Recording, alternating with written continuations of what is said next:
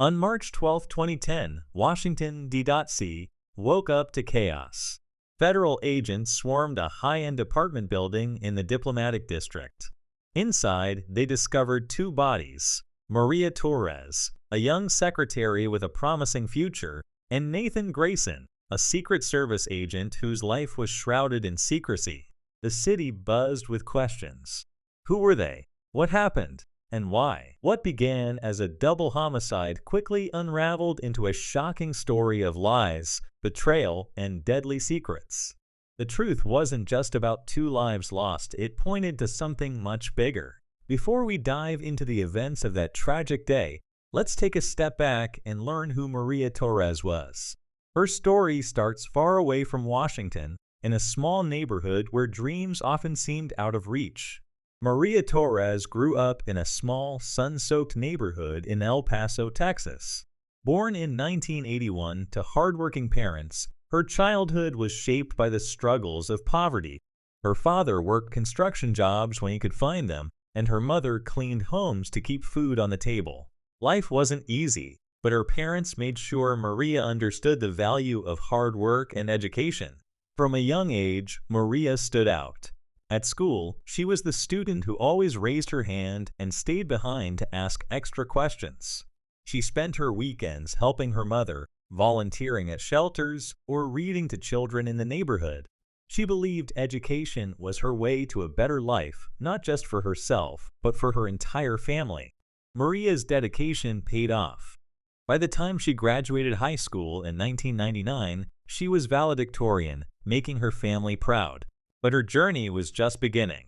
Determined to continue her studies, she juggled multiple jobs to put herself through community college and eventually transferred to a university in Austin. There, she majored in public administration, dreaming of shaping policies to help families like hers. Her determination and focus would eventually lead her to Washington, D.C., but she wasn't prepared for how different her life would become in the nation's capital. In 2004, Maria Torres achieved something no one in her family had before she graduated from university. Her parents beamed with pride as they watched her cross the stage, knowing how hard she had worked to make this dream a reality. That summer, Maria packed her few belongings into a second-hand car and drove to Washington, D.C., ready to start a new chapter in her life. Arriving in the nation's capital was both exciting and intimidating. The city moved at a fast pace, filled with polished professionals who seemed a world away from her humble beginnings. Maria started small, taking an entry-level administrative job at a nonprofit. It wasn't glamorous, but she poured her energy into every task, determined to prove herself.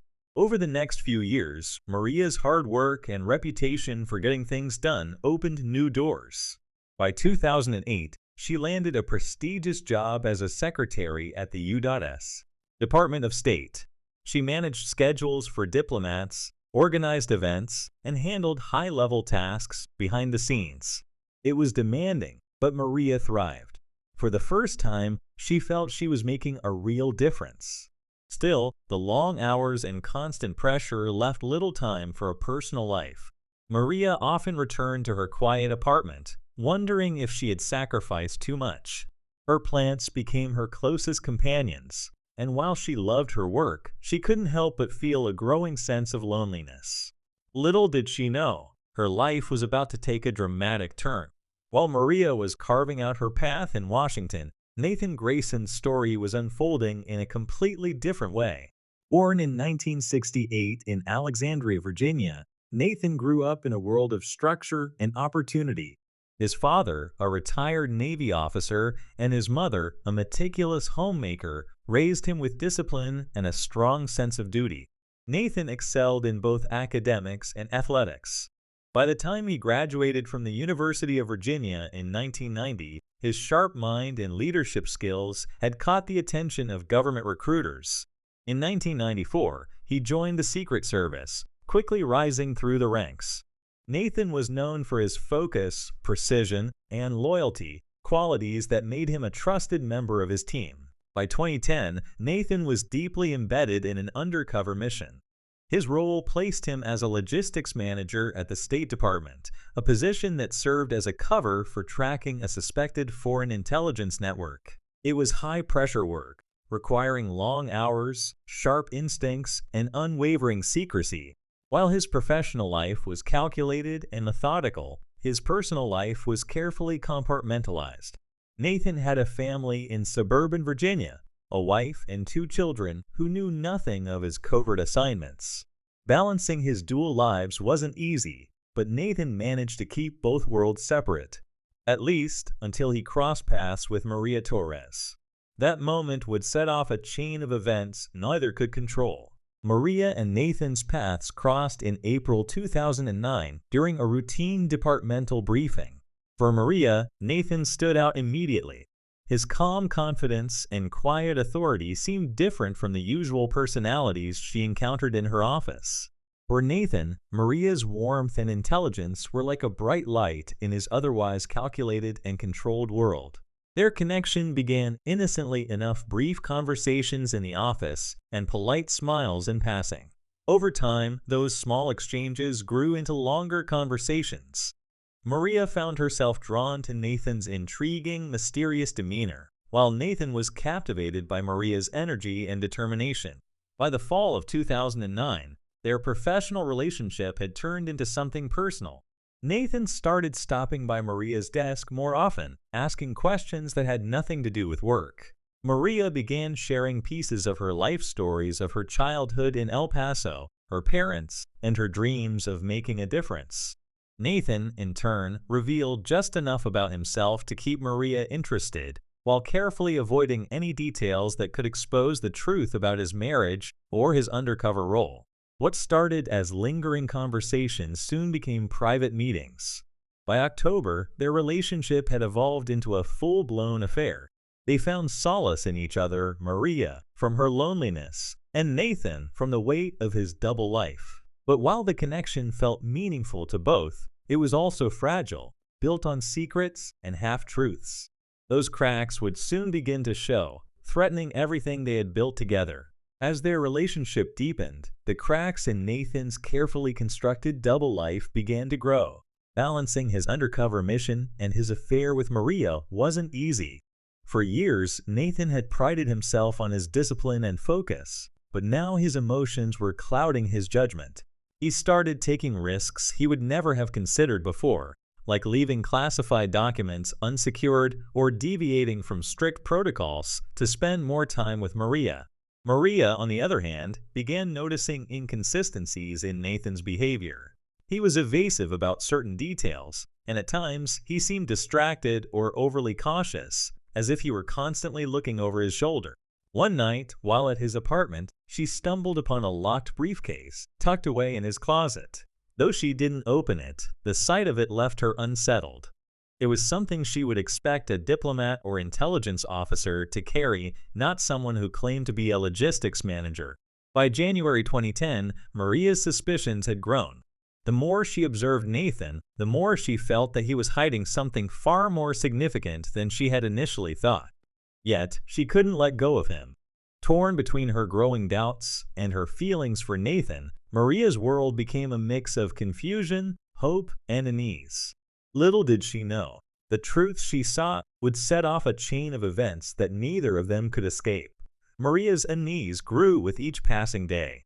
Nathan's behavior became harder to ignore: his unexplained absences, vague answers, and the second phone she once spotted in his apartment all added to her suspicions.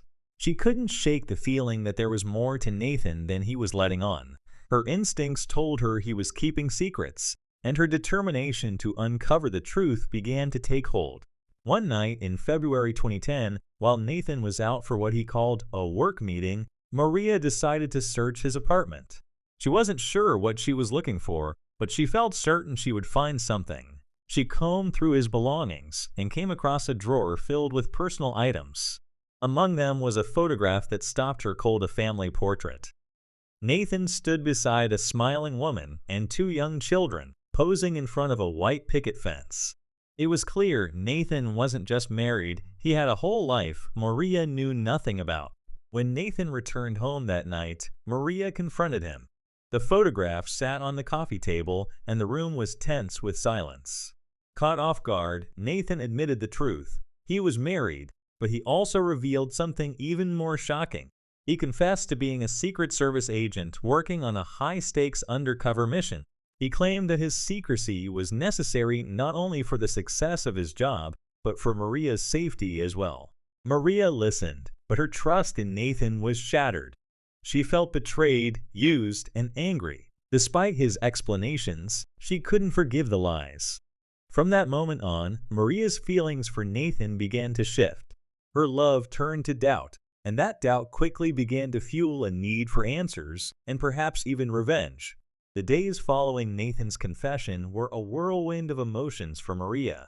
She felt humiliated, betrayed, and lost. The man she had trusted and cared for had been living a double life, not just as a married man, but as a covert agent involved in dangerous, high-stakes operations. Maria couldn't shake the feeling that she had been nothing more than a pawn in his elaborate game. As her anger simmered, Maria's natural determination took over. She decided she couldn't just walk away from the situation. She began quietly observing Nathan more closely, paying attention to his behavior and the items he carried. One evening, she noticed him slip a sealed envelope into his coat pocket before leaving. When she checked the pocket later, the envelope was gone. The small, seemingly insignificant moments like this only deepened her suspicions. Maria's resolve grew stronger. She purchased a digital recorder, determined to gather evidence about Nathan's activities. Over the next several days, she recorded their conversations, steering Nathan into revealing more about his work and the people he dealt with. She wasn't sure what she was uncovering, but the fragments' mentions of surveillance, foreign diplomats, and secret operations were enough to convince her that Nathan was involved in something far more dangerous than she had imagined. By mid-February 2010, Maria had compiled enough material to feel confident in taking action. She drafted an anonymous letter to a prominent media outlet, outlining what she had learned and attaching snippets of the recordings as proof. But Maria underestimated the risks of her plan. She didn't realize that the agency Nathan worked for had already begun to suspect her. While Maria was preparing to expose Nathan, powerful forces were quietly closing in on her. Maria had no idea how closely she was being watched. Nathan's behavior had already raised red flags within the Secret Service, and her growing curiosity was now a serious threat to their ongoing mission. By February 2010, the agency had flagged Nathan as compromised. His inconsistent reports, frequent absences, and emotional entanglement with Maria had put him on their radar. When they noticed her movements and actions, they quickly realized she was gathering information. The Secret Service saw Maria not as a heartbroken woman seeking answers, but as a liability. Her knowledge of Nathan's covert work and her intent to expose him made her a risk they couldn't afford to ignore. Agents began monitoring her closely, tracking her movements and intercepting her communications. Every step she took brought her closer to danger, though she remained unaware of how deeply entangled she had become. Maria was focused on her plan. Her recordings and notes had given her a clear picture of Nathan's secret life, and she believed going public was the only way to reclaim her dignity. What she didn't know was that her actions were setting off alarm bells within the agency. They weren't just trying to protect their mission, they were preparing to silence her. The stage was now set for a confrontation neither Maria nor Nathan could avoid, one that would have devastating consequences for them both. On the night of March 5, 2010, everything came to a head. Maria's upscale apartment, usually quiet and orderly, became the scene of a heated argument. Neighbors later reported hearing raised voices, one of them frantic and emotional, the other cold and controlled. Moments later, the argument ended with a single gunshot. When authorities arrived, they found Maria lying lifeless on her living room floor. A single bullet wound to her chest had ended her life, and her shattered phone lay just out of reach. The apartment showed signs of a struggle, overturned furniture, and scattered papers, but no obvious signs of forced entry. Not far from Maria's apartment, another discovery was made. Just blocks away, Nathan Grayson was found slumped in his car, his service weapon in his hand, and a gunshot wound to his temple. The scene appeared to be a textbook case of a lover's quarrel turned tragic. Nathan, overwhelmed by guilt, had killed Maria in a fit of rage before taking his own life. But the details didn't add up. As detectives examined the evidence, they began to find inconsistencies in the story. The bullet casing at Maria's apartment didn't match Nathan's weapon, and surveillance footage revealed a mysterious black SUV near her building shortly before the shooting. The case was about to take a darker turn, one that pointed to something far more sinister than a simple crime of passion. As investigators dug deeper into the case, the initial assumptions began to crumble. Maria's apartment revealed more than just a scene of violence. Detectives discovered drafts of encrypted emails on her laptop, emails she had been preparing to send to a major media outlet. These drafts detailed her suspicions about Nathan's double life, his covert work, and her plan to expose him. Alongside these were notes suggesting Maria had recordings that could back up her claims. Her phone, though shattered, became a crucial piece of evidence. Forensic experts recovered fragments of audio files that painted a chilling picture. In the recordings, Nathan could be heard pleading with Maria to stop her efforts, warning her of the risks involved. But there was something more unsettling, a faint, unidentified voice in the background, suggesting a third person may have been present during some of these conversations. Meanwhile, the investigation into Nathan's supposed suicide also revealed cracks in the narrative. Ballistics tests showed the angle of the gunshot wound was inconsistent with self-infliction.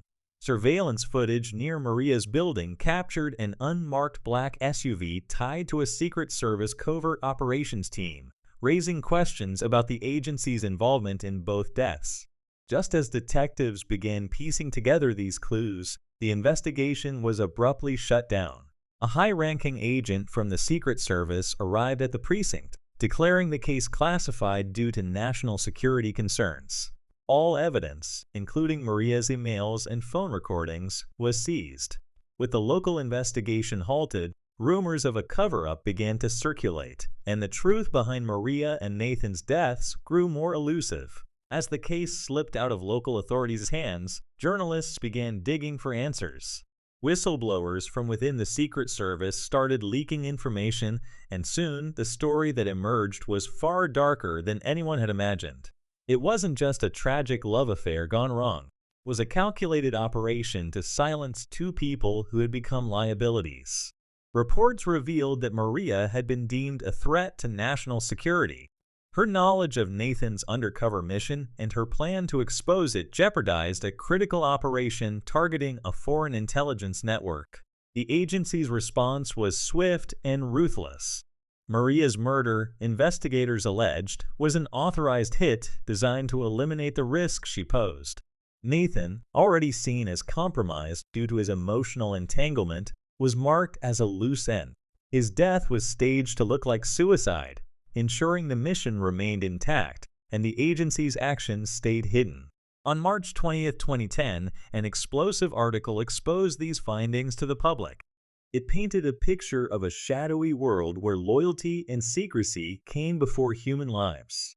The revelation sparked outrage across the country, with demands for accountability and transparency from the agency. But even as the truth began to surface, much of what happened that night remained shrouded in mystery, buried under the weight of classified files and government denials. The fallout from the revelations was swift and brutal. Public trust in the Secret Service took a massive hit as questions mounted about the agency's actions. Why had Maria Torres and Nathan Grayson been treated as threats instead of people? Why had their lives been sacrificed for the sake of secrecy? These were questions the agency struggled to answer as they scrambled to defend their actions. The Secret Service issued a statement blaming Nathan for the entire situation. They painted him as a rogue agent who had allowed his personal life to interfere with national security. According to their narrative, his emotional entanglement with Maria not only jeopardized the mission but also led to the tragic chain of events that followed. Maria, they claimed, had unwittingly put herself in danger by pursuing information she wasn't meant to uncover. But this explanation didn't satisfy the public. Activists, journalists, and even former intelligence officials called for an independent investigation into the agency's practices. The deaths of Maria Torres and Nathan Grayson became a symbol of how far some were willing to go to protect secrets in the shadowy world of espionage. Though the uproar eventually quieted, the chilling implications of their story remained. The tragedy highlighted the devastating cost of secrecy and the lengths to which powerful institutions would go to shield their operations from exposure. For many, it was a sobering reminder of the hidden risks that come with stepping into the shadows of power. The story of Maria Torres and Nathan Grayson did not fade away quietly. Their deaths became a point of reflection, not just for those involved, but for a public grappling with the darker realities of national security. Investigative journalists continued to dig deeper, uncovering more about the murky operations that had placed them in such a dangerous position. The case served as a stark reminder of the human cost of secrecy. Maria, a young woman who simply wanted to make a difference, had been caught in a web far beyond her control. Nathan, a man sworn to protect his country, had become a victim of the very system he had dedicated his life to serving.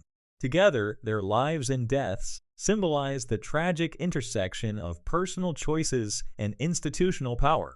As years passed, the details surrounding their deaths were rarely spoken of within official circles. The files remained classified, the truth buried under layers of bureaucracy. But for those who knew their story, Maria and Nathan became symbols of a sobering truth. In the high-stakes world of espionage, no one, not even those within the system, is truly safe. Their story is a haunting reminder of what can happen when power, secrecy, and betrayal collide. The deaths of Maria Torres and Nathan Grayson left a profound impact, sparking conversations about the fine line between national security and human lives. Their case, shrouded in mystery and covered up under the guise of classified operations, became a cautionary tale for those both inside and outside the intelligence community. For Maria, her pursuit of truth and justice came at an unimaginable cost. She had trusted Nathan, only to uncover layers of lies that ultimately led her into a dangerous game she didn't know she was playing.